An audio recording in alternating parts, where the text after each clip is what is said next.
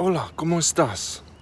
Mi nombre es Destin y este es Be Still VoiceWorks. Gracias para comprarlo a Be Still VoiceWorks.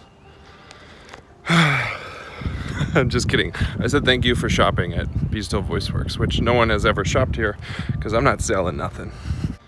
So I was deep in meditation the other day, and I know that there are frequencies for different events. Frequencies for, everything is a vibration, right? So there's a frequency that can stimulate certain things in you.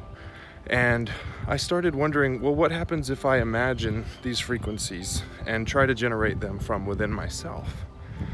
And I was sitting there, and my quite aged now how to produce DMT naturally through breathwork video, which it's like 50,000 views. I'm pretty happy about that, actually. So 50,000 people have seen it and 11 have tried it. But anyway, I was thinking about that. And when you make the connection with the tongue in the Kachari Mudra pose, which is part of the video, there's this, feels like when you lick a battery, a really strong battery, and there's this noise. That noise there. And, people here probably think I'm nuts, which in the long run, I love it. And I was hoping, one day, maybe one of you who's seen my channel will be at a park or in the woods and you're looking around and you just see that guy in the red shirt wandering around the forest, talking to himself. Because everybody who's here can see me just wandering around, holding a phone out in front of me like this. Hey guys, welcome to Be Still VoiceWorks. It's great. I hope they think funny things. But anyway, that vibration itself, what I did was, as I got into my breath work, I started trying to generate that sound from within my head. And when I started to generate the sound, I started to feel the sound, and I started to drift into another state of consciousness. I have to tell you, I was extremely excited, because if we can generate these within us, then we can enter into certain states of mind and certain levels of consciousness at will. And then when you do this, let's say you're reading the Bible and you read it through once in your normal state. If you do these meditations and enter into a different brain state, for instance, alpha waves, beta waves, gamma, delta, theta waves, delta, theta waves, you'll have a different perception of things when you look. So if you do the meditations and you get into a certain frame of mind, and then you go and you reread the Bible or the Bhagavad Gita or the Quran or the Tao text, whatever sacred text it may be, you'll find something different there. And that's the cool part about all of the sacred texts. You see, God, Creator, has done this very interesting thing. Where you're born, there is a religion there. That religion, it's everywhere. Every culture has one. What it's for is for you to break out of the dogma of that religion and move forward into what God really is. So each religion across the world is a starting point for people to awaken and enlighten themselves to move forward to the next level. So what does all this have to do with empaths? Since this is technically an empath-centric channel, however, we go over many more things. It's not just for empaths.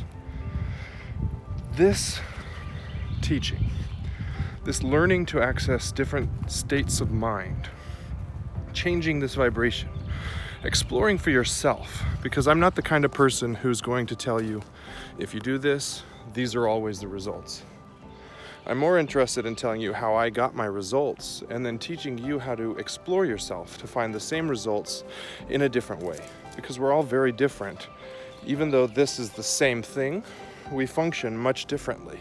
And we're all coming from different places, intellectually, spiritually, and emotionally. So empaths, if you learn to alter your consciousness and alter your state of mind, you can break away from certain things that have always held you down. Many empaths deal with this little thing. Hey, what can I do to help you? I don't need anything because helping you makes me feel better. And then you get taken advantage of over and over. And, many of us continue to be the same way. We don't learn anything because it helps our heart feel good. It's who we are inside. So we can't necessarily always change. But when you can approach situations from different states of mind, and you can look at all of the options that you have from a different way. Whenever a situation comes, you can then go and decide, okay, here's a situation, here's how I feel, here are my personal beliefs, here's my lens of the world.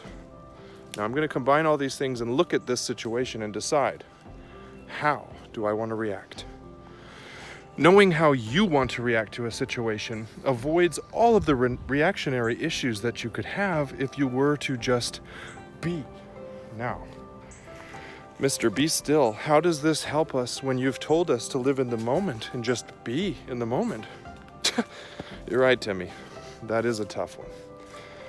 You need to live in the moment as far as paying attention to the now, existing in the moment.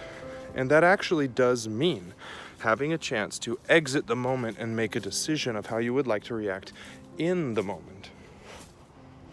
Anybody home?